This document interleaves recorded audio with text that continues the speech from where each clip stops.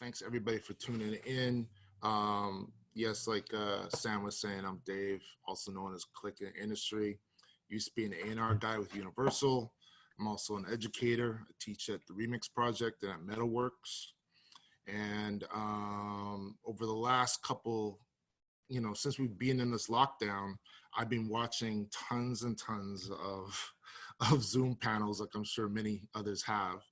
And one of the things that really bothered me is like, I don't see enough of our own industry, our own professionals, our own people in our backyard sharing and on sharing information and connecting and stuff like that. So I thought it would be really cool to do the webinar on A&Rs and the people that are working directly with creatives. So one of the things that I was saying this before we all jumped in was one of the most annoying things when you come to these Zoom panels is spammers. Like, you don't need to share who you are 20,000 times in chat. It annoys everybody. So just be respectful and considerate. You know what I'm saying? But and just be positive. Use it as a great networking tool and whatnot. But thank you, everybody. I would love just to go around the room, let everybody introduce yourself. Let's start with Jason. Hey, everybody. Jason Murray, run Blackbox. It's a music management company, record label, publishing company. Also run a publishing company called Good Vibes with a songwriter by the name of Babyface. Work in all genres. Have worked in the major label system. Have worked in BMG for a couple of years there. Kind of been through it all, from engineering to producing to managing to tour managing. And here at Blackbox, do everything from country to hip hop to rock. A lot of touring and a lot of international. I would say the bulk of our business is outside of Canada. Awesome. David. Hello, hello. So my name's David. Yeah. I'm with Sony ATV Music Publishing in Canada, vice president, and I essentially work with an amazing team of people in our Canadian office and I work with Michelle Pack in A&R now and Sync Creative. And Michelle's great. And we are, we're tied to this incredible company globally where we really have no borders, as music should be, and really are just interconnected to all the global teams on a daily basis, really passionate about Canadian talent. This community here online, I mean, these are great people. Thank you so much for having me participate as part of this. And our Canadian community of creators and industry is just, I think the best in the world. So we're just, so it's just this great community where we're constantly, full on creative, always trying to bring opportunities and to our songwriters that we represent here in Canada and around the world, and to all the artists and creators. And that's who I am, what we do. Awesome, thanks. Ron. Hi, Ron Lopata. I'm the VP of A&R at Warner Music Canada. Similar to what David just said, part of the international Warner Music Group. Great connections all over the world with many of our affiliates. I come from a background of being a musician, writer, producer, etc. And I've been A&R for almost 10 years. So leave it at that. Wicked. Kim, how you doing, Kim? I'm good. How are you, Click? I'm great. Looking good, man. Like the beard. Yeah, COVID beard. I'm Kim Temple. I am the president of High Priestess Publishing, which is a new publishing company in partnership with Six Shooter Records, where I am also the publisher and head of licensing. And I also work at Music Publishers Canada. Cheryl? Let me just unmute. I'm everything that Dave and Ron said. That's it. No, just kidding. I was like, you guys said it all. It's done. I work with Michelle Pactu, and I've been in A&R. No. So I'm at Pure Music, which is a global independent, and very much like these guys, we are from a US company, but we're the Canadian division. We've been in Canada for, I don't even know how many years. Like, I can't do math anymore. Since the 40s, but we're a small team, lean team. Our genres are all over the place, and yeah, we communicate a lot with international offices. And yeah, I don't know. We work with Kim a lot. We, try to collaborate with everyone. Awesome. Andreas? What's going on? I'm Andreas Rizek from Ultra Music and Ultra Music Publishing. Again, another global independent company run out of New York. For myself, I kind of work across the publishing and producer roster, so very fortunate to A&R and work alongside producers like Zaytoven and Wheezy and Molly Raw and Bijan Amir from Toronto, and then on the dance side, Nick Enriquez and many more. Used to work at SOCAN doing A&R, and so I've always kind of lived and breathed publishing. And 3 years ago, I kind of stepped up and started working for Ultra. And yeah, I'm a lover of music and a fan of everything. Awesome. I'm happy that all of you are here. It's really special for many different reasons. One, the diversity here is awesome. Like, going to some of these webinars, it can be very like one genre or only A&Rs, but there's a reason why I have, somebody from a label side, from the indie side, and even Jason, like yourself, being a manager who also is an independent, label owner. I think there's a lot of different angles that like answers can be answered from. Do you know what I mean? So, first and foremost is like the challenges that we're facing right now. I'd love to hear from you guys, like, how is it dealing with being in lockdown personally and just like as a business? Anybody can start there. Anybody want to jump in, otherwise I'll call you out.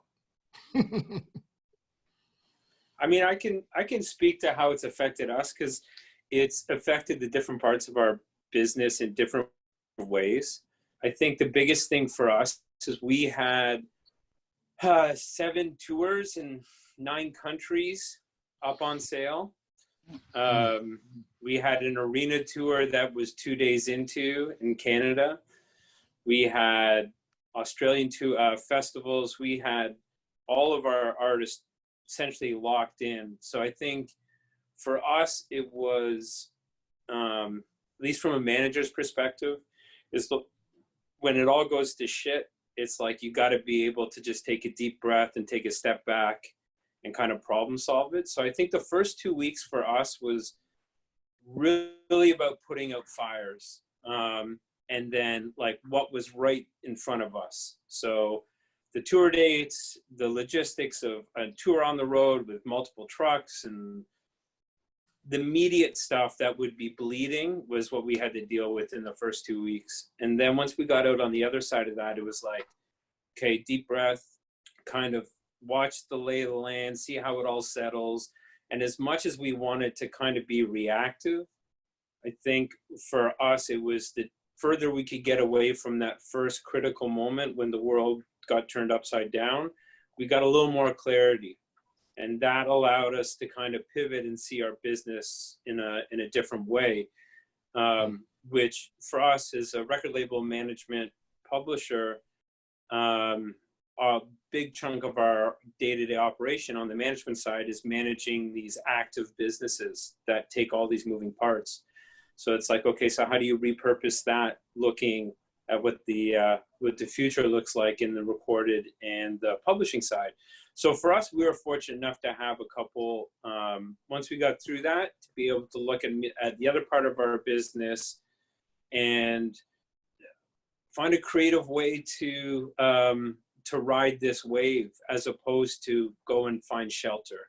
Because I think that as an independent company, that's super important, because we're super lean and the margins are small, and we're all in it for the love of it. And there's, if you run and hide in moments like this, I think the world's going to be different when it all kind of comes up. So Exactly. I look at it as an opportunity to reinvent, to refocus. And so that's what was for us. It was like, put out the fires, assess the world, assess how it applies to all of our businesses and all the different territories, and then put together a brand new game plan. Because we had literally put together a 3-year strategy as of November, which now means absolutely nothing. So, well, you're in crisis management mode, but the great thing is that everybody's in crisis management mode. Yeah. And it's not one direction. You're working with everybody trying to figure it out, which makes it a little bit easier, I imagine, you know? Yeah. So that was our experience. Great.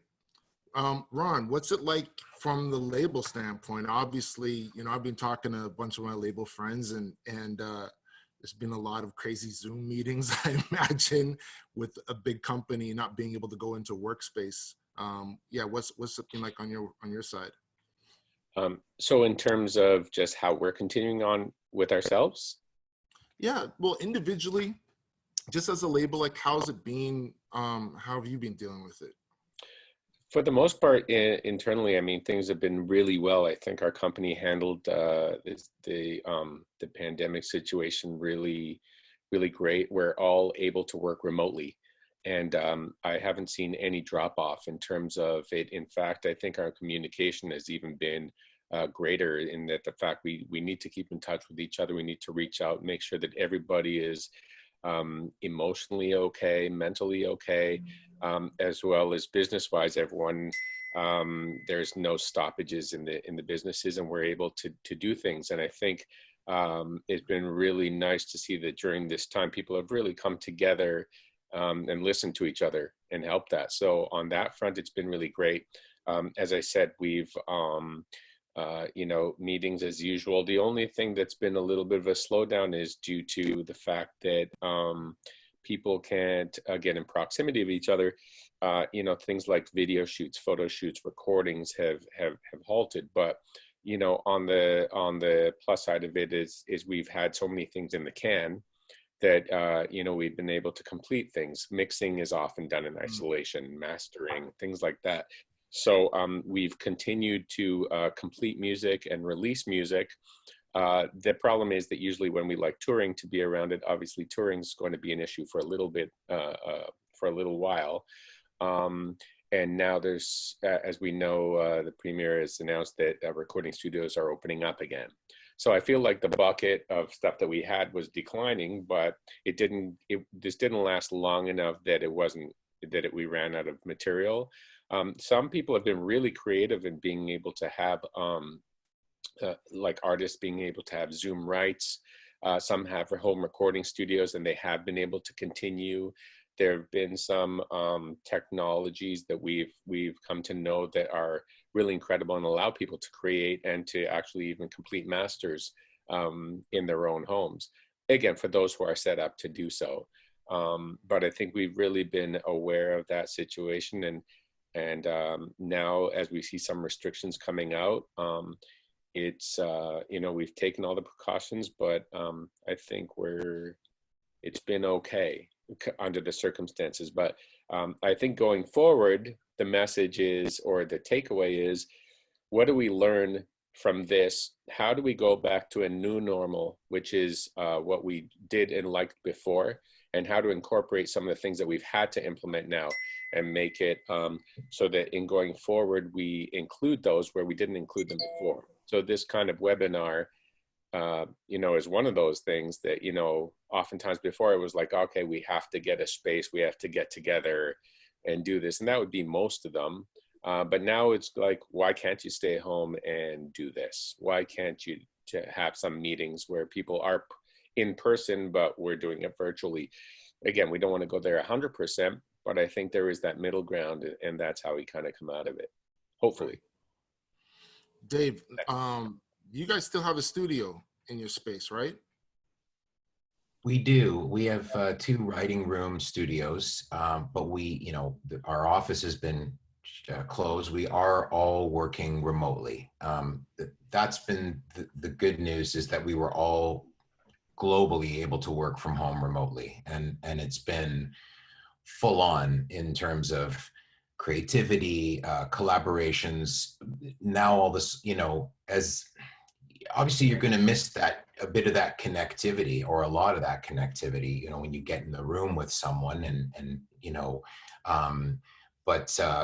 but the Zoom writes have been going on. There's a lot of virtual writes. There's a lot of, I think what Ron was saying, there's some technology that allows people to stream audio and collaborate. And so in some ways, there's been a greater focus, less distraction, and there's been more community, more connectivity. And I think there's a lot of songwriters and artists that are more willing to, if they hear someone who's talented and we share music, they're more willing to collaborate than ever. And so that's been great. Creativity's been full on in that way.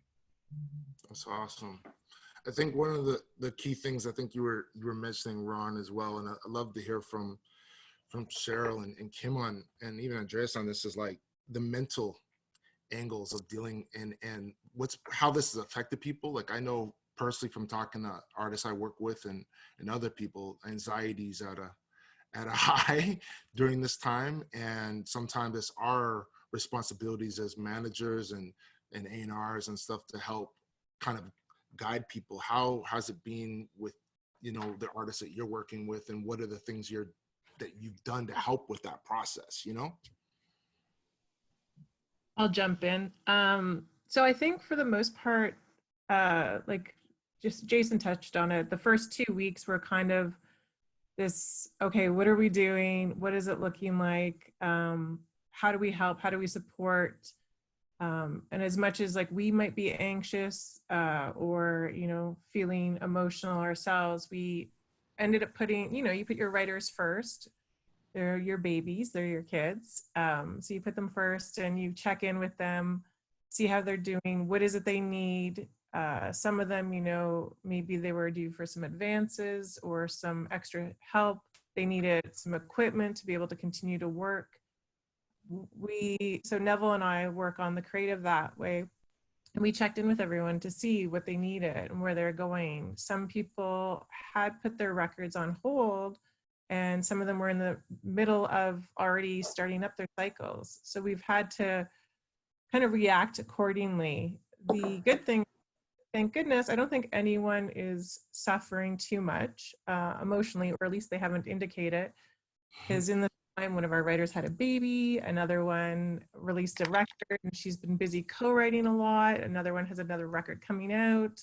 Like, we've got a lot of records coming out and a lot of stuff, and I think everyone has a lot of support from us, and also just like industry functions like this and other people. And like you said, and Dave said, communication has been key, and we've had a lot more collaborations and communication with international offices on a regular basis. So it's figuring out how we can work together and how can we support each other globally even. Like, we've had catch-up calls. I've had catch-up calls with Australia and Italy. North America is a weekly. It's a lot more communication, which is good. And also you're like, really, stop with the Zooms. I don't want another. Yeah, but I feel that too, Cheryl. Yeah, like I think A little also zoomed like out. the challenge is with a lot of people, and of course not to go dwell on it, but people that have smaller kids or kids, like you also have to take them into consideration and help make them feel important and make sure that your writers are able to provide for their family as well. So like with one of our writers, she's got kids, and so she's taking care of them, and she's using her creativity later at night. And I think that's what ends up happening with a lot of parents is the shift just gets further and further in the day. So, This is early for me to be on like a Zoom. I'm like, what? I'm working now. I'm not in school. Andreas, any anecdotes you can add there in regards to like helping, you know, artists with the mental and anxiety and things of that nature? Have you dealt with any of that? Yeah, I think we all kind of share being like responsible and looking after creatives. I think we all share very similar kind of case studies. You know, because my duties are split between label A&R and publishing A&R, like I'm dealing a lot of times with different types of people. There's all creatives, but you know, for a lot of our artists, you know, touring was a big chunk of their income, and you know, the first while, a lot of that seized up for them, and you know, their future plans kept on getting pushed back, and that kind of affected creativity. So a lot of like trying to get them to finish deadlines on records, and you know, or if they're working on music for somebody else, you know, sometimes the getting inspired has been really tough.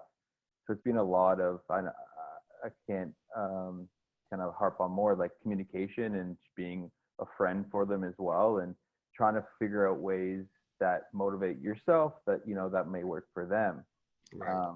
And I think that this kind of pandemic has affected different genres differently.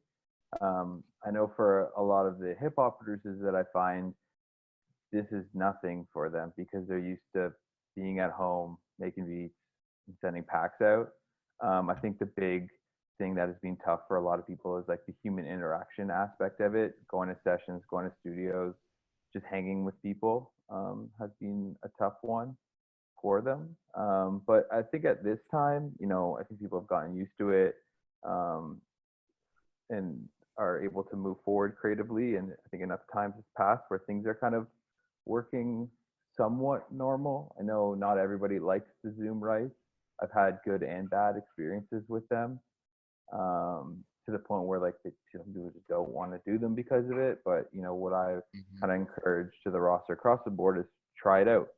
You know, at least, you know, even if it's the Zoom right, like even if it lasts 5 minutes or 10 minutes, like at least you're building a relationship with somebody that, you know, you can figure out how you want to work with them on your own end.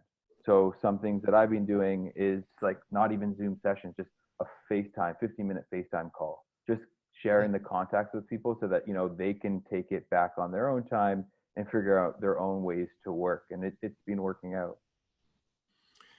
Yeah, that's great. I think for myself, what I've been doing a lot, not just with artists I work directly with, but just artists that I adore and appreciate, is I send, you know, Zoom meetings to so many people just because I feel they can be very empowering and motivational to people, and hearing insights and ideas on things that maybe they didn't even think about, you know?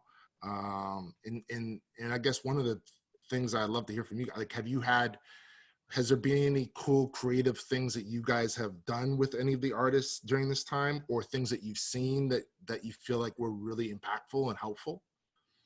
You know, from the standpoint of like, okay, like Ron, you're saying like it's hard to go and shoot, let's say, a whole music video somewhere, but maybe there's an artist that you guys have worked with that's doing stuff outside the box. I'd love to hear about it. Yeah, I mean, I'm gonna have to give like serious props to our guy Scott Hellman, who during quarantine shot a video for an upcoming single that's coming out in a couple weeks, and he did that with a longtime director that he works with, Ben Nechtel, and basically Ben and his main guy, the DP. Came in in a truck, and they set up outside in the laneway, and basically they brought in the camera, wiped it down, left it on their front porch, whatever, and then went to their truck. Scott's girlfriend actually came in, took the camera, and they set up a camera in there so they could see what was going on in the room from the truck. And basically they directed his girlfriend to shoot the video inside his house, which is completely like insane. And then they did some shot, like they did a whole video there. They used some green screen kind of stuff. as well as doing some stuff in the backyard, but they were never in contact with or whatever, but everything was done remotely. And this video, we just saw the final cut today, and it's like, it's probably one of, if not his best video, like up there in his top 2 videos that was done. But it was really just interesting how they had this idea and finessed it so that it could work, and it could be done in isolation with just Scott and his girlfriend who lived together, shooting this video, and how it was done and put together was just like absolutely incredible. And just seeing how they do it. And we have a couple of other artists who are kind of like doing that as well. But I gotta say, that was just like insane, and how great it turned out was amazing. So again, people are getting around to doing that. As I said, like producers who use certain devices like audio movers, and working on production with artists so that they're actually working in real time and the artist can hear it full fidelity on the other end, doing those kinds of things. There's just some really interesting, just next level creativity. And the funny thing is, I always have been a true advocate in that a lot of the best creations come out of our limitations. So when you have people in a certain, that have certain limitations, whether it's economic, whether it's location wise, you got to use your brain and creativity to come up with something that's really good, so that that stuff doesn't matter. It doesn't matter what your budget is, or it doesn't matter the camera you have, or it doesn't matter the location limitation.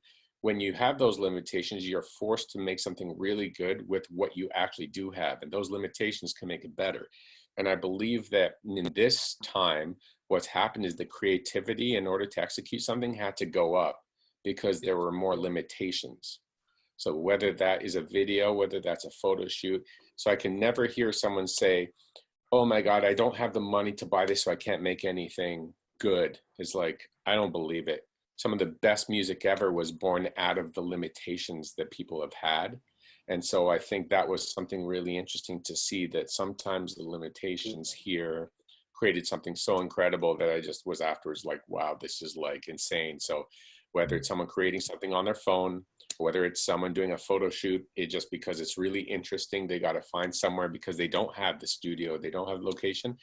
Those are things that kind of like turned my head and just kind of made us all go like, wow, this is incredible. So I kind of look at the limitation creativity aspect as being something that's like on that balance scale that's kind of come out, and you go, that's kind of cool.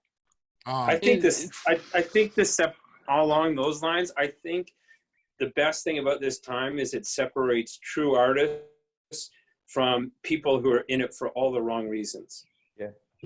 If you're a painter, this is the time when you paint. If you're a sculptor, this is when you sculpt. If whatever you find, whatever you have to help you make sense of the world. And I think true artists, when they're not able to go on stage and get that endorphin rush, or they're not posting this in the studio with this person on their socials, which is also bullshit. It's like all the false positives have all been removed. So it comes down to, are you fucking good? And do you love being in the boat fishing? Like that is everything else. For all the right reasons. Yeah. And so for me, it's like, I think there's an opportunity. I think the playing field for independent artists, independent managers, songwriters, I think it is like the back door is left unlocked right now.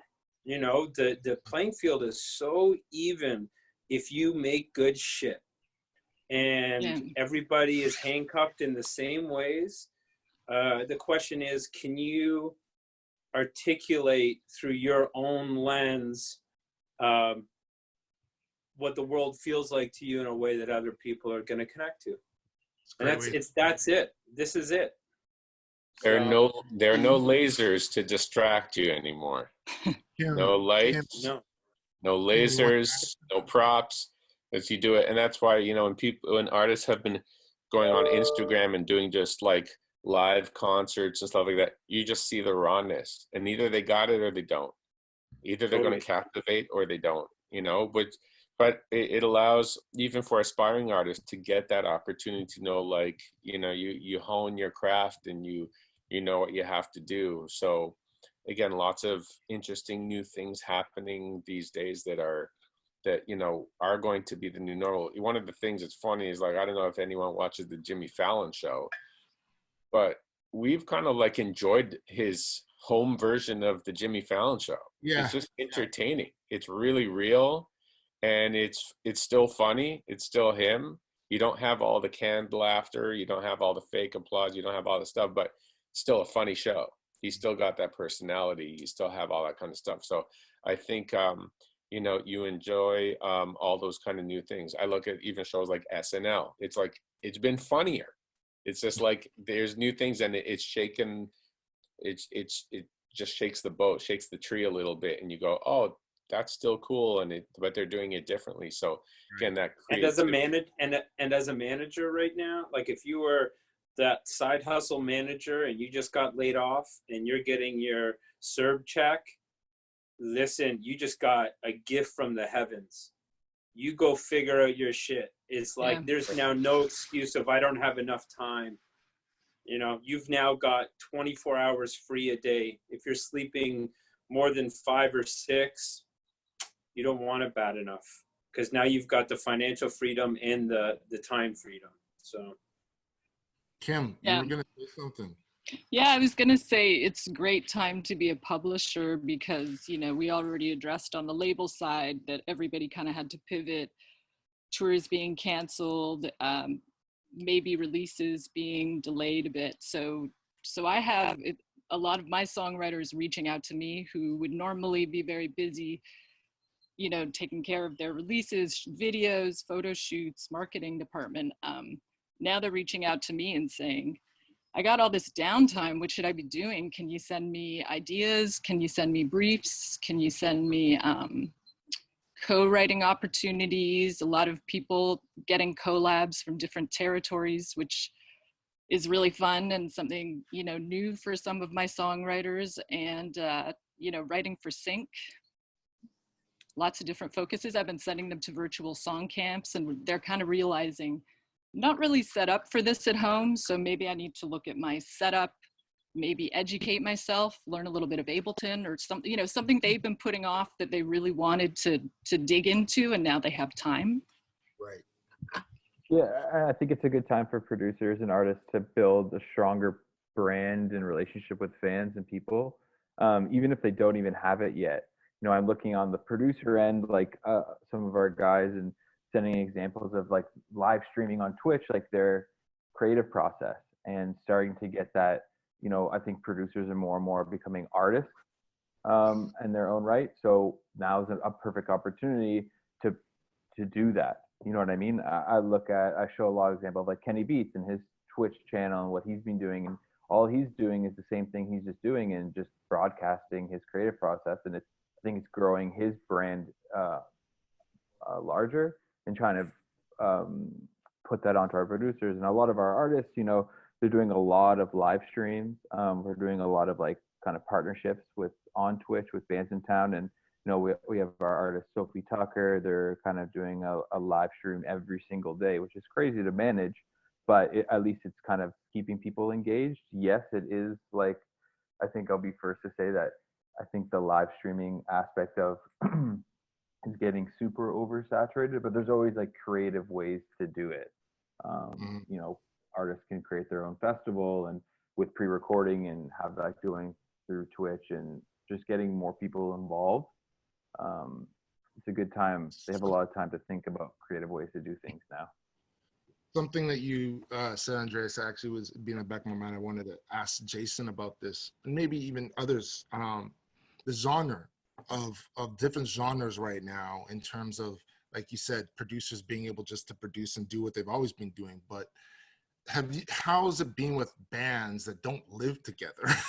You know, you got a band, they all live together. There's no fucking excuses. They can be doing live streams every night. You know what I mean? But yeah. bands that don't live together and live on the road, and now it's not even about them being in lockdown. It's more like the live business is not going to get back to where it needs to be for a while. So how do you, what are the things that need to be taken? Like, what are the things, advice or perspective or the game plan that you have in mind with bands like that now? Well, I think for us, especially with the Glorious Sun guys, I think it was a blessing. I think when we look at where the band will be in the next decade, I think this is going to be a pivotal time in their career. You know, you had a kid who's the front man of that band who dropped out of school and's been on the road for 7 years. We've been doing 200 shows a year around the world, with no sign of it slowing down globally, actually kind of ramping up. And so it's a forced timeout where it's guilt-free for the artist. So it's not like, oh shit, I'm letting down my crew, or I'm letting down my label or my manager or my agent, you know, because there is a machine around it. I think it's a guilt-free pause. It's kind of like a rainy day. And I think it's art. It's a good pause for those types of bands, yes. But and I don't think, and maybe I'm wrong for saying this, but I think like those type of bands almost have a security blanket built around them. Yeah, so I'll speak to the other side. So we've got a young female artist named JJ Wild. She's about to have her 4th week at #1 at Rock Radio in Canada. Yes, congrats. We were touring. We had Reading, Leeds, Download. We had everything. Every Bottle Rock. We had, you know, this is a young woman that has zero money, has spent the last 1.5 years on the road, or 14 months on the road, building to this, zero security blanket. And that's a different situation. Then, you know, for us, it's more, how do we, on a global level, pump oxygen into each territory with her authenticity? So for us, it's everything with purpose and looking at it as a singular silo. And we're having to step up as her manager and her record label to, you know, help offset some of those costs in those markets, with the idea of we're building a race car in the dark, and we're hoping that when they say go, she's going to run better than anybody else out there. So we're taking this as like, what we would have done, or what we've had done historically, is, you know, she would have been touring all around the world supporting it. So how do we find other ways for that personal touch? And it's specific to her. She, you know, we had done a coffee and a cover thing earlier on before this started that we picked up with global partners that wanted to be a part of it. You know, just trying to reaffirm her brand and her awareness in all these countries. And it's so different. So we don't have that luxury, but I also think if we are more creative, and she's as talented as we believe she is, we will come out ahead of everybody else, because we're doubling down. You know, she's just finished 4 songs, worked on them with her producer who's in Copenhagen. You know, mixing next week. We're not slowing down. We're just working differently. You're just shifting gears. Yeah. It's just shifting gears. And it's good to hear that, because I think that's the perspective that I want people watching, is to be motivated, to be like, this might have, you know, a door might have came up here, but it doesn't mean you have to stop that vision. You just shift the gears in a different way, you know? Well, we got sidetracked, literally. The time that we're in here for her right now, and what we had set up for global over the next 6 months, took us 24 months to put together. And it was a perfect storm of one success after another to get her there. And the whole whiteboard got cleared. The whole thing. Right. So what do? Do you grab your ball and you go home and you sulk? No. If she's a real artist that we believe she is, she's going to be inspired. She's going to write some good shit. She'll get out. She'll play. We'll find a way to survive. It's just the new norm. I want to jump into a couple questions in regards to the A&R world now. You know, the question I have for all of you is, you know, A&R has always stood for artists and repertoire, you know? I was on another panel, and I love the way he asked some other A&Rs the same question, is like, is it still artists and repertoire, or is it artists and research? And is that analytics and research? Yeah, analytics and research. You know what I mean? Like, what's you guys' perspective? I personally think it's individual. You know, I don't think you could put all of you in the same bucket. Do you know what I'm saying? I think everybody has their own perspective. And I'd just love to hear from you guys. Cheryl? I'm gonna jump in. I definitely can't say that it's analytics and research as much as I'd like to. One thing that we've really done, I think, at Peer Music, and you can really tell our roster if you know the people that work there, is these are all bands and writers that we love working with, and we love their music, and we're fans of their music. And I think that really reflects in who we work with. If we chase those ones that are just the money earners, I don't know that it is going to be the best deal for everyone, because I like to say that everyone should always have the publisher, their manager, their agent, the label. They all have to be cheerleaders and fans first and foremost, because those people are going to fight for you internationally. They're going to fight for you whenever, to get you exposure, to go to DSPs, to do whatever it is to help make you successful. And I just feel like if you're signing stuff just to hit those numbers or hit a number, you're probably not going to put your heart in it. And I think, like, based on most of the people on here, they're very similar, I think, in parts of it. Of course, there is the business aspect, don't get me wrong. We all have to do work with stuff, and we all do work with stuff maybe that we love, but it's not our personal taste, and you know how to adjust and you know how to make it successful. But the key is listening to those people and finding out what it is that their goals are and what they want to do and what they want to achieve. Dave, what do you think? Okay, go. Yeah, I mean, for Andreas. me, it's definitely artist and repertoire, and it's all about the creator and the artist. The analytics, I think, on an empowering side are, you know, they can be that, like, that flare that shoots up and lets us know about someone. All of a sudden we discover someone through that. I think that empowerment of, I'm going to build something on my own and connect with people, because that's just connection, and it's just one sign of connection. And of course we but I've, you know, supported and signed people that have had none of that. It was like early days, early development. They've never released music. I mean, we've just completed a development deal with someone. There's no music released, and we're going to be part of that team early days to help build them, because we love their talent, we love who they are. And I think that so it just, you know, I think it's a blend of things, and it's always about the talent and the people for me. And then from there, of course, you know, we even help them build those analytics to attract other partners, to attract label partners, et cetera. You know, and I'll speak to top managers and top labels, et cetera, around the world, and they'll say, okay, well, of course, they'd be lying if they said they weren't going to look at their numbers and take a look at, okay, what are the analytics on this? How are they doing? And of course, if we can have a real conversation about, well, here's the plan to build up the quality of songs, to build up the, I think Ron is a real artist developer, a true artist developer, because he comes from music, as do I, you know, as a songwriter. So it's like we can align on thoughts and say, wait a minute, here's what's needed, here's the support that's needed, here's what we can bring to do that, and then let's make those numbers happen as well. And I just wanted to say that this is also a time where, you know, those numbers can drop off.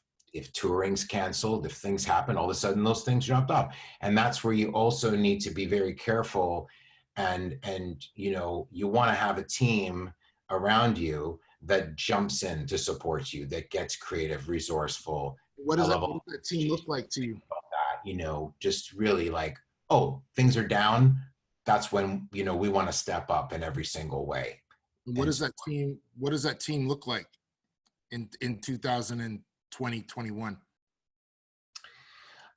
What does that team look like in terms of a support team around you?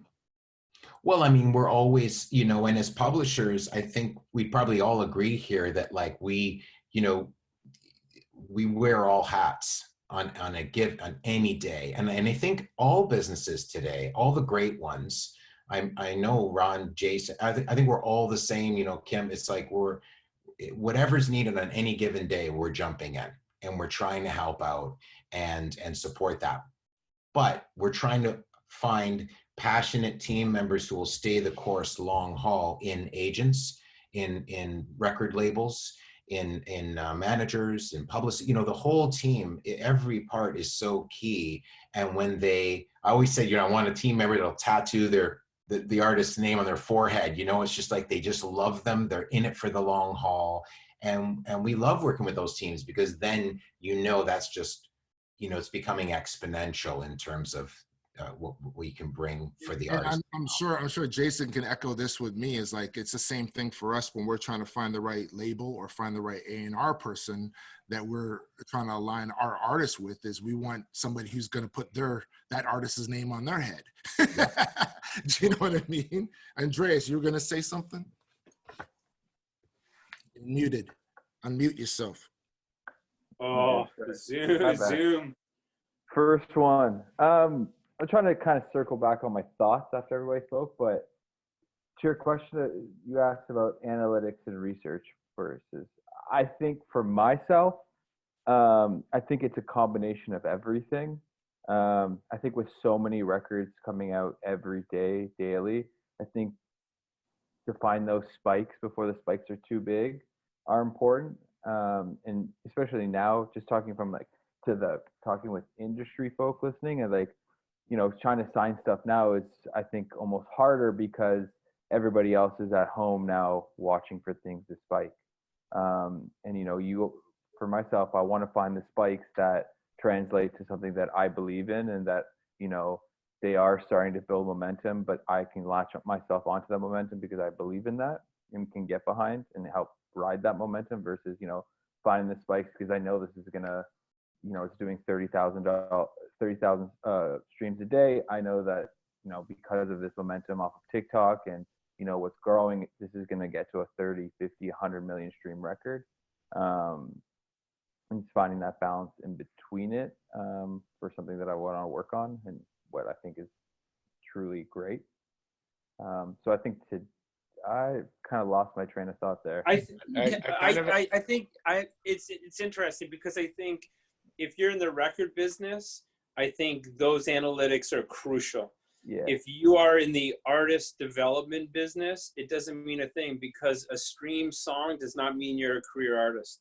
They're so different. And so we look at it differently from a label and as a manager perspective.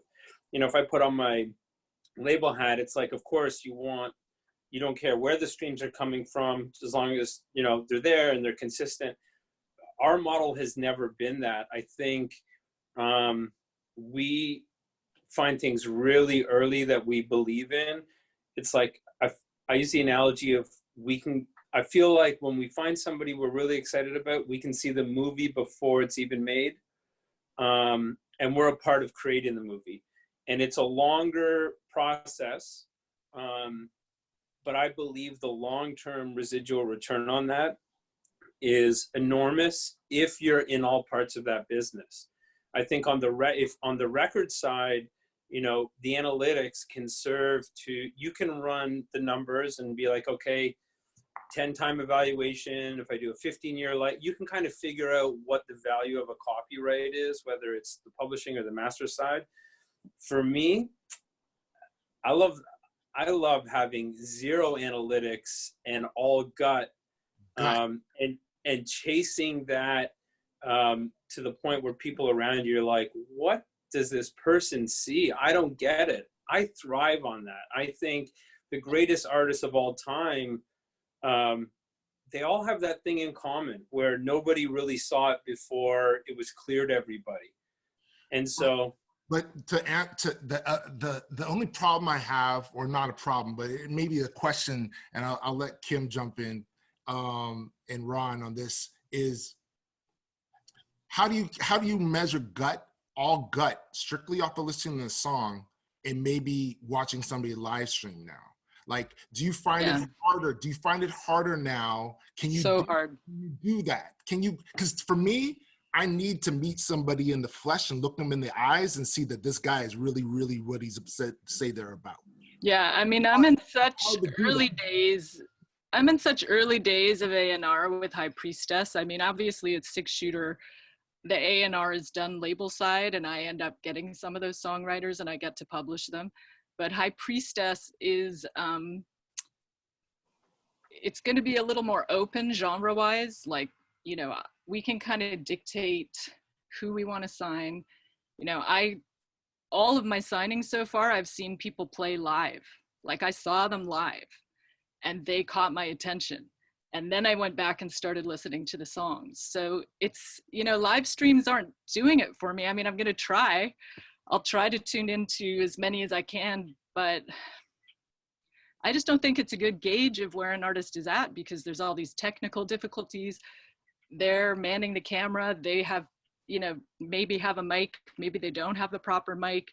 They're trying to figure out, you know, how to play backing tracks and entertain the crowd at the same time. Like, it's just such a crazy, such a weird, alienating experience. I mean, as a publisher, I can reach out to someone and say, send me your songs, send me your demos. I'm going to listen to the structure of the song. I'm going to listen to the song craft. Even if your voice isn't great, maybe you're a great songwriter for other people. But it's difficult times. Like, for me, I have to see someone live. And like you said, Click, like, I want to meet face to face and have a conversation. Make sure you're not a wingnut, or, you know, you stand for things that I believe in and that we have the same ethos. Like, it's really hard to figure that stuff out virtually in a Zoom, you know? Ron. I have a couple things to say. First thing, I'm going to talk about analytics and also just the gut feeling. I've always been one, as a developer of talent, to go based on gut. And I think the thing about that one is it provides the most reward. It's kind of like building your house as opposed to just coming into a fixed house and painting the walls. So I still love the house where I come in and paint the walls, but if you build it, there's just a little bit more. It went from 0 to 100, and you were there all the way to help and guide and do all those things. But I'm going to also say that in this world, one of my mantras is balance. I don't think you can ignore the research and analytics, and neither should you, but you should also not discard that for your gut feeling. And I'm going to equate that to putting together a sports team. And you could take anyone, even the Raptors. We have so many players on there that made a championship team. Undrafted players, low drafted players, but then we also had to get Kawhi, who was one of the top players in the world. So sometimes when you have a really nice balance of doing everything, and you see some analytics and you say, why are people responding to that? And that's really cool, and that's really great. That's already farther along. I'm not going to ignore it. I'm going to go, hey, that's really cool. And it puts you up to the thing. And like Dave said, sometimes it is a flare. Hey, something is happening here. Let me just focus a little bit more on there. But at the same time, I'll also take a couple of projects per year or per whatever, and I'll say, let's develop this and let's see what this diamond in the rough can become. And I think that's a winning combination. It's just whatever is served up that's good. And at the end of the day, your gut is going to tell you if it's good or not. Sometimes you see numbers and your gut's still going to say, numbers are there, but this isn't really good. I don't know how it got there. But the last thing I'm going to say is with finding artists, and one of the things I do is sometimes I'll start working with artists. I don't sign them right away. So I can find them online and do all those things. So as you were saying, Kim, you can find someone. But what I do provide is like a course of providing tasks. So I'll say, hey, I listened to some of your songs. They're good, but here's the situation. So go write 4 or 5 more. Pick out your best 2 of those. And here's what I want you to focus on. Let me see what you do. And then let me see you do this. And then if they're coachable, if they provide like some kind of evolution, if they provide me some things that make me go, okay, this artist I can still do stuff online or through Zoom that I go like, okay, let me have an initial conversation with this person. let me give them a couple of tasks. I'm going to follow up with them in a couple of weeks. Let me see if they did that. If I asked them to send me something and they did, and it was good, I'll go to the next level. If they didn't, well, Yep. it's on you, right? I'm not chasing the train. You're the train, and I'm going to jump on board if it needs. Or you're not the right person for the project. Exactly. Or I'm not the right person for the project. Exactly. So usually, like, you know, even now, I think it's like a task thing. So I have like my hand in a few pots, and they're not signed artists yet. They're developing artists, and I might have not talked about it with anybody. But let me see what they do, because I don't want to waste anybody's time either. But there's some people that you have that gut feeling, and you go like, it's worth me at least seeing where they're going to go. And some might be just, I go, hey, this person's great. They're too young, but let me see if I develop a relationship, and if we like each other, what happens in a year from now, 2 years from now. And again, one of my favorite stories and a great artist is Scott. I mean, I started working with a kid when he was 15 and a half, and we in the beginning it was like, dude, we're not putting out music for a while, but I just knew there was something there. And other artists that as well in the same boat that are early adopters, some other artists that again didn't have those numbers, but you have a gut feeling and you just go, you know, here it is, and they turned out to be incredible. And then some artists where you go like, shit, there are 40 million streams out there, or 100,000, you know, Instagram followers, and you go, okay, there's something here, and they do this really well, and it can even get better if we help. So that's kind of like how I view it. Balance, levels, tasks, all those kinds of stuff. So Great insight, everybody. I have one last question, and I'm going to open to just a couple questions from our audience. I watched an IG live with Carl Cherry from Spotify, and he was talking about the fact that they had 90,000 submissions 1 week at a high, like about 2 weeks ago. And it's like they can't listen to 90,000 tracks.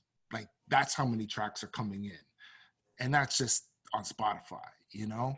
How does one stand out? And is it, you know, I think is the approach automatically releasing music right away on these big platforms, or is it building something somewhere else? Curious what you guys' approaches are.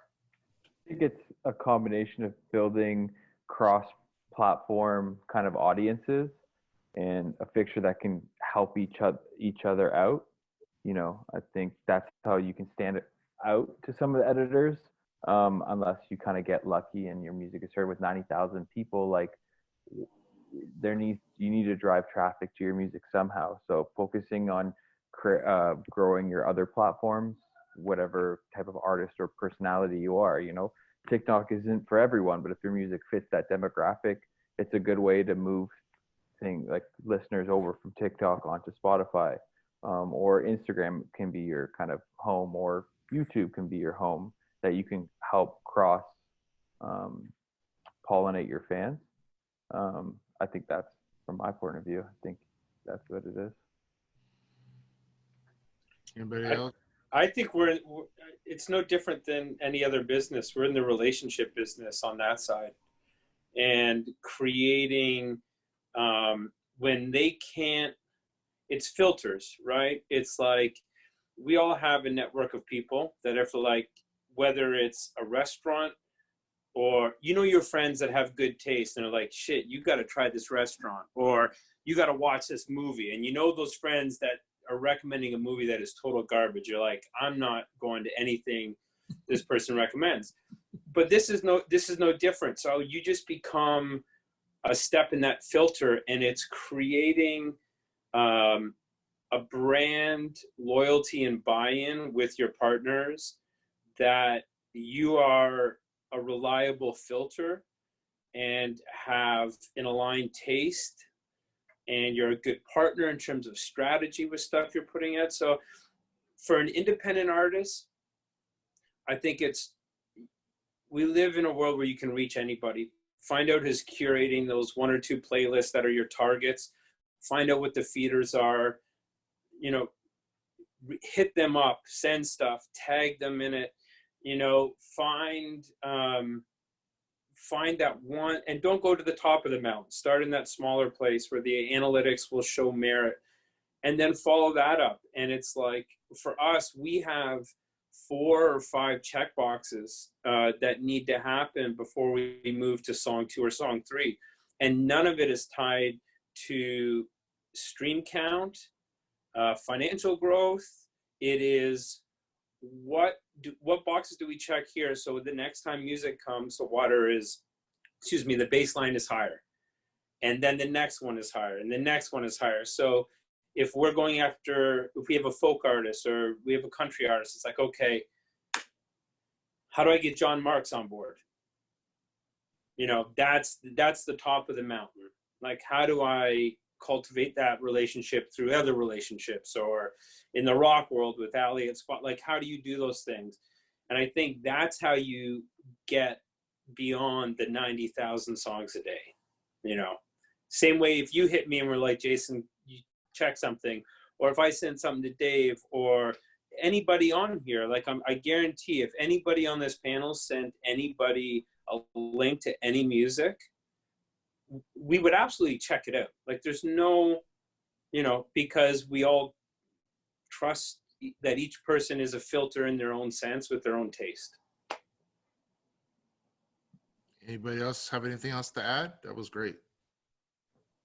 I'm big on encouraging an artist to also follow their gut in terms of, you know, because it's sometimes you send your music to someone and they might engage and they might say, hey, I like what you're doing, this is great, and then maybe that person doesn't show enthusiasm or doesn't follow up or doesn't or make suggestions that don't align with the person who's interested in the industry. And so if I start to say, well, I hear you as more of a, you know, a little bit of an EDM under whatever, and you start making suggestions and you feel internally in your gut that that isn't me, I'm really big on saying that you should follow that as an artist and creator. And that doesn't mean I still can't be of support and help out in ways, but before you enter into that partnership, it's like you want someone to get you and to appreciate you and just follow what you believe you know that resonates with. That doesn't mean you're not open to suggestions, that you're not open to like, hey, I'm open to all kinds of ideas, I'm going to try things, but in the end I want to feel like it's me, you know. Yeah. And I'm proud of what I'm doing, and that partner's right for me. For one of the things I encourage a lot is kind of what you're saying, Jason, is I believe the most important thing in now is relationships. I think like that's what moves a meter with anything. And I think artists that sit thinking only about the stream or thinking about the numbers or how many followers they're going to have will never get them. I think that they actually have to have a thought process of connecting and engaging with the relationships they have that help build their audience and help build their fan base, you know? Thank you guys. I want to, Sam, can you jump in and maybe provide us with a couple questions? Before I do that, I just want to say to everybody, I'm a CIMA member. I've been a CIMA member for years. If you're not familiar with CIMA, I highly recommend joining and checking it out. If I've been able to sign artists I've worked with in different territories because I've been able to partake in different CIMA activities that they've held around the world. Plus, it's a great networking with other members and whatnot. So definitely pay attention to what they're doing and sign up to the newsletter. All right. Sam, you got a question from the audience? Thanks, Click. Yeah, I actually am launching those polls right now, so people are getting in on that. I was looking through some of the questions, and I feel like you've answered, like there's a lot of them that were answered and touched on. But speaking of kind of investments within money, this one was, where are the best places to invest money in order to increase authentic metrics for an artist? So I feel like that might have been answered already, but if anyone has anything to add within that, like if you only have a certain amount of budget, what makes it like those authentic metrics? Good content, I would imagine. Like there's no clever marketing is going to break a mediocre song. Totally. You know, That's very true. but great content, like look at it as every touch point coming back to the music, as the music being the soundtrack to whatever stuff you're building that become, you know, the visual to the music. Is there something, Ron, and even Andreas, like when you have great content, what's the best way to actually, like, you know, get out into the world? Are you guys huge supporters in regards to spending tons of money on ads? Like, what do you feel? Is it about hiring a publicist? Like, what? I'm just curious from a marketing perspective. Well, I'm not a marketing manager, but I will say that it's going to depend on your music, your genre, who your audience is. I think number one is some people make music and they don't know who their audience is. They don't know what they're striving for. It's like, I made this stuff and I'm getting it out there. It's like, who are you trying to get it to? And depending who you're trying to get it to, get it there. If your audience is on TikTok, guess what? TikTok. If your audience is on Instagram, then Instagram. If your audience is on Facebook, then Facebook. If your audience is like YouTube followers or gamers, then go to gaming places. Go like wherever you think your audience is. That's where you're going to spend your marketing dollars, I think. Like, and that comes from myself, who's not a specific marketing manager, because I'm an A&R. However, I think one of the main things is just go like, who's you making music for and where do they live?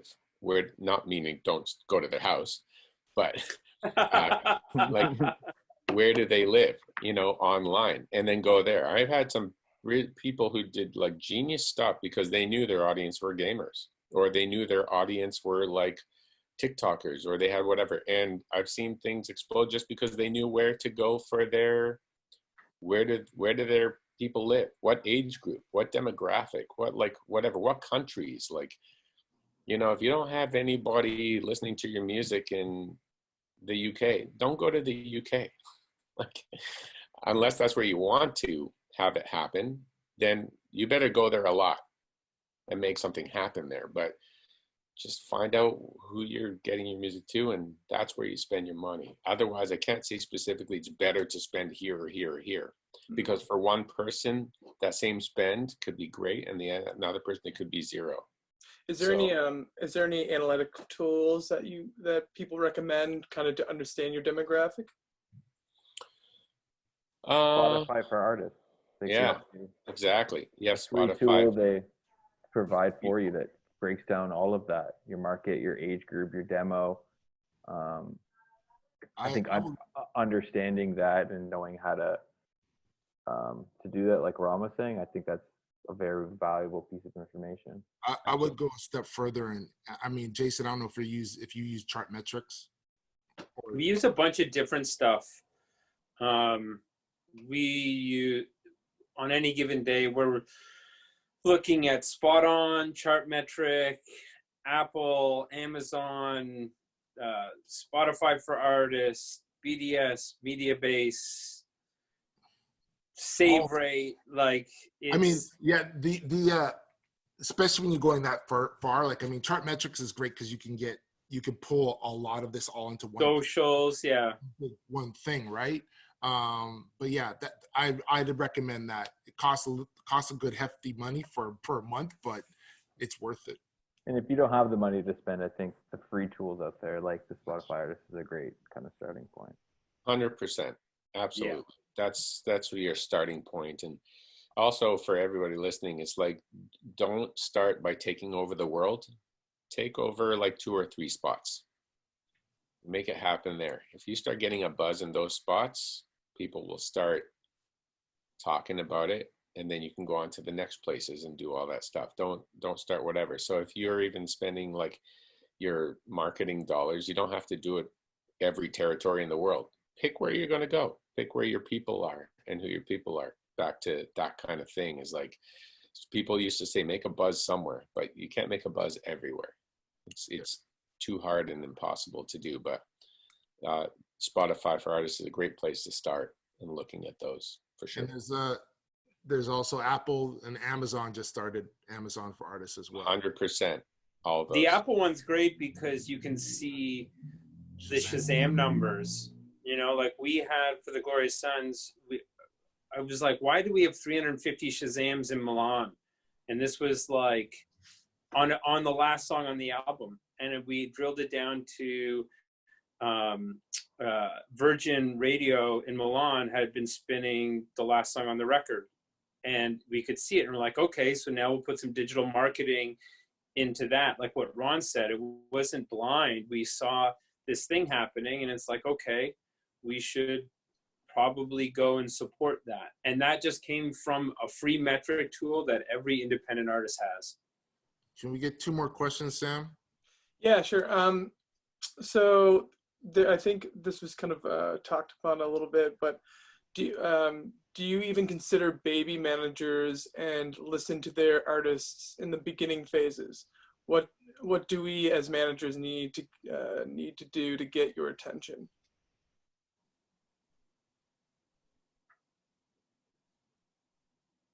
Baby managers? Yeah. Send away. Yeah, it doesn't matter where it comes from, to be honest with you. I mean, the guys on this panel obviously are going to, it's just when you get it from someone who's a reputable person, so you're going to listen to that right away. But in terms of baby managers, either you're going to make acquaintances with people who have a reputation, or if you're going to do it yourself, I think we all listen. The question is, how do you present it? Because just because you're a baby manager doesn't mean you have to present it like a baby manager. There are certain things I think that as a good manager, you can be a baby manager, but you can still be good. So how do you go about doing it? What are your protocol and techniques? What is your respectability? And then when we do listen, you make sure that it's good and you provide us with the proper, how do you say this, kind of like list of who these artists are, what they are. Give us some kind of, you just can't throw something out there. It has to become as a package. Are you providing me with analytics? Are you providing me with links? Are you providing me with an EPK? Are you providing me with, former tour dates? Are you providing me with any press? Or are you providing me with nothing? I mean, that's the difference. But do you really want like an essay? No, see, I'm total opposite. Just send me Send me an Instagram link to a record in my direct message. And literally, I agree with that 100%. But that Instagram thing also comes with a lot into it. You know what I mean? Instagram gives me, if someone sent me that, at least they give me an Instagram. I can do so much research just based on Instagram. But if they give me an Instagram along with like, check out this song and give me some information. If there are like all this kind of stuff and I don't know where to begin, I have to do a lot more work and I'm a busy guy. So if you're also getting like 900 of these, it's tough to go through it. But if I see someone come in and go, this is my artist, here's the thing, here's an Instagram link, take a listen, here's our new single. I go like, okay, that's put together well. Yeah. I think there's still like something, I'm not asking to have all of them. I think those are things that people can put in together. And those are the options. But I run off of just like an Instagram link because at least I can see the brand. I can see what they got going on. I can see their likability. I can tell it, because otherwise then I'll go onto YouTube and search it and all that stuff. But if someone provided me with a YouTube link, it's even easier for me to get there, as opposed to like, oh, I'm really busy right now, so got to search up the YouTube thing, go on that. Let me do it later. I'm just saying, like, sometimes it moves down the list, up the list, whatever it is. I get to it quicker if I have it instantly accessible. But I agree with you, Jason, like, you don't need to provide me with that whole thing. My scouts will do that for me. I'll listen. I swear to God, I'll listen to everything. I don't care how it comes. I got to watch Mike Caron really closely for a bunch of years.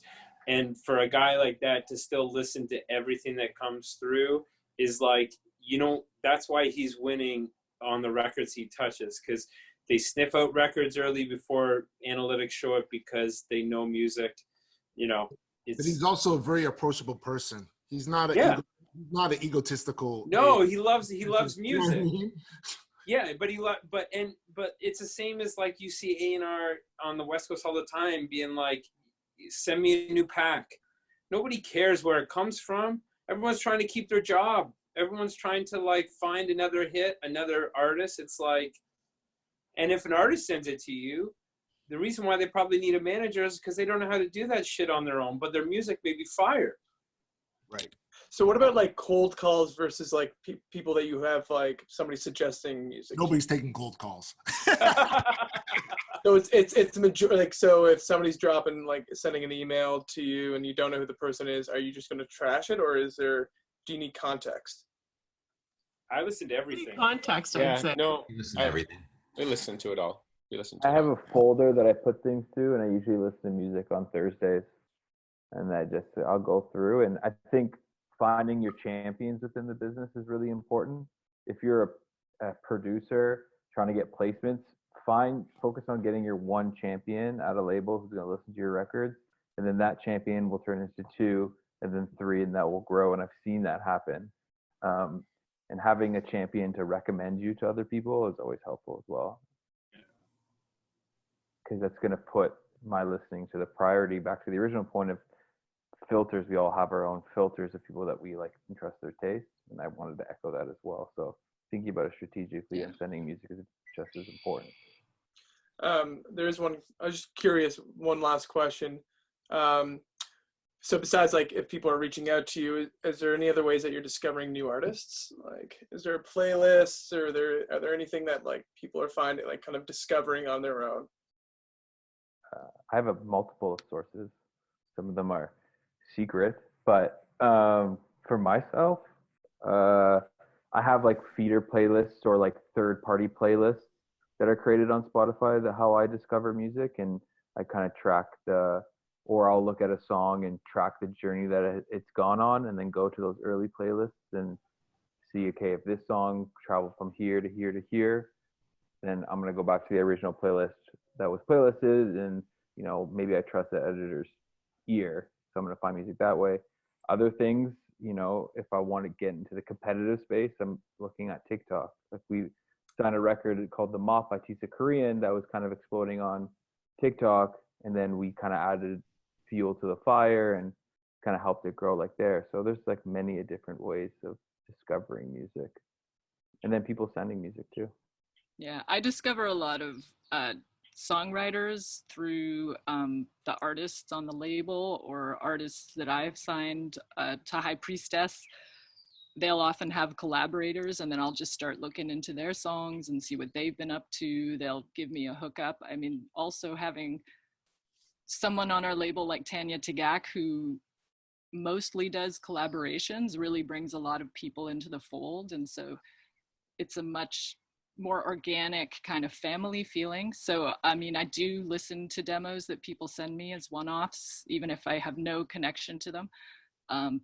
But I love having some points of connection, either referred to me by, someone in the industry who knows my taste, or somebody approaching me because they love 6-shooter, or they love, what the brand of High Priestess stands for. So I kind of want to hear, I don't like getting those generic e-blasts where it's like, hey, I'm looking for publishing, and that they've sent it out to like 1 million people.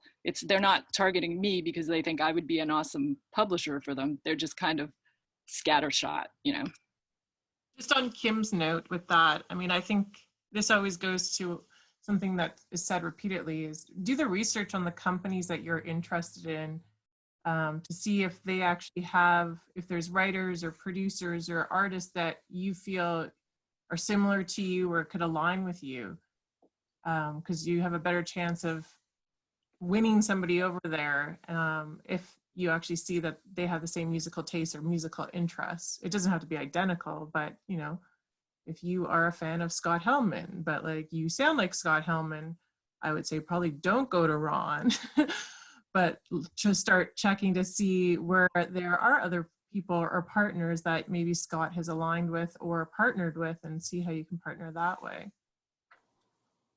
Awesome. Well, thank you everybody for for your time today and sharing. We went a little bit over, but I really appreciate your time. You want to share any last little things with our audience before we sign off here?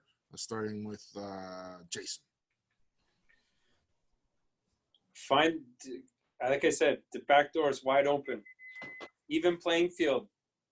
Connect with the world. Write some great shit. Be inspired. This too will pass. Wicked. David. Yeah, I think a lot of, and I did want to say as well that we, of course, are open to hearing from everyone with new music. I'm really big on connecting with somebody and on a personal level, finding out who they are, what their needs are, how we can offer opportunities. But as far as this goes, you know, I think it's looking at how we can use this time, because this, exactly as you said, will pass. And if we can get creative and not even with too much pressure sometimes, because some people operate really well on pressure, others don't. We want to keep it playful. We want to keep the great ideas coming and the great creativity and really support everybody. So that's where, if we can use this time wisely and creatively, then we can plant those seeds that.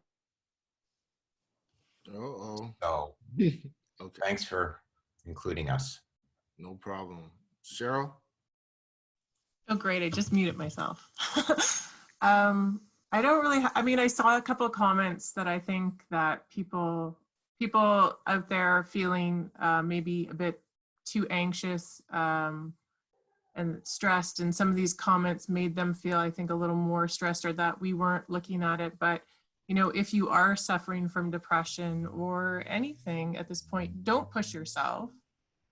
Go at your own pace. And I think that speaks to kind of what Jason was trying to say earlier is, you know, this is a great time to take time to reflect on what it is that you want. And there is no pressure. Only you put pressure on yourself. I think everyone on this panel is not going to pressure you to make sure that you're continuing to create. Your mental health is more important than creating. And for some people, creating is the outlet for that. So just try to be nice to yourself. You know, every day I have a list, and I think if I get 2 things done on this list, I'm a rock star. And be nice to others while you're at it. Yes, exactly. Kim.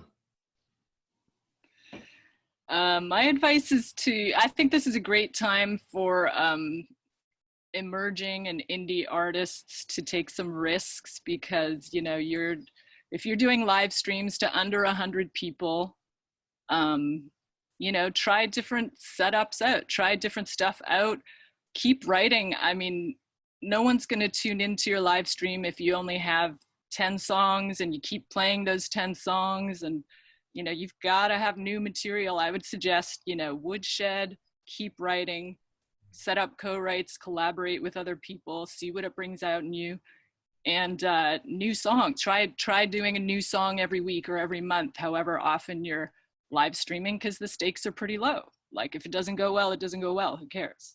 But you're putting new material out there. Keep working those muscles. And Andreas. I'm super accessible. And I'm quite hungry, and I get fucking pissed off if I see something signed that I've missed. So I like to say that I'm across a lot of things. When you're sending out music, take emotion out of that. I'm accessible, but I was looking at my DMs and I have like 150 that I haven't answered. So hit me up there. My email's in my Instagram. I'll get back to you and create music and send me music. Ron. I don't know. I guess I'll start out by saying, like, number one, most important is during these times, I think what's become very clear is that what's most important is us as people being safe and respecting each other, and being a world that works together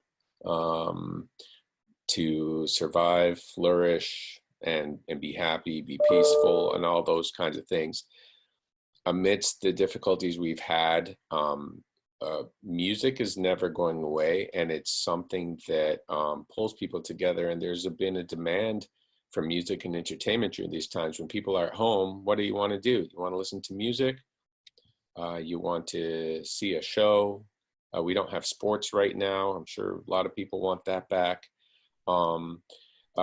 As creators and artists and people who help creators and artists and facilitators and all that stuff, our job is to keep making great music, making great art, keep those artists inspired and give them the tools that they need to do that. I'm here as a support and as hopefully a mentor and a guide to help or answer questions or to be a network or whatever. Always open to listen to new music. Doesn't matter who you are. If it's great, it's great. And if it's not great yet, we can help you make it great. And if it's not great yet, other people can help you make it great. I think the thing is, like, if music is really your passion and really what you got to do, there's nothing that's going to stop you. Just do it however you got to do it. Take it to whoever you got to do it. It's never going to stop. I know personally, and that's all I can speak about because I know myself, music is something I always had to do. You know, I got my family and I got my friends and I got my music, and no one ever told me you got to keep going or how to get through this. I always just said, I got to keep making music. I still want to do it. Still want to hang with my artists. So I talk to my artists all the time, FaceTime, whatever. We keep making music. We find ways. So whoever's out there, just, what can I tell you? Love what you do, and just keep rocking. It ain't stopping. It ain't stopping for nobody. So there's no point being upset or whatever. It's just part of the journey. Enjoy the journey, and you'll come out the other end, and you'll be better where you were yesterday. That's all I can say. So there you go. That's my little preach, but sorry. That's how I feel in these times. It's there's big stuff out there, so I think make it happen. My last things are really be creative as fuck. You know, we're in a time that seems crazy, but it's times like this where we get to, you know, color the world differently. You know what I'm saying? And it's like, I look really forward and I'm excited about the stuff I've already seen from people that are coloring the world differently. And I think, like, this is a great time. You just got to be, like, creative as fuck. You got to be creative as fuck. And what do they say? The cream rise to the top or some shit like that. but I'm there to sip on it. You know what I'm saying? So anyway, thank you all for tuning in. Thank you.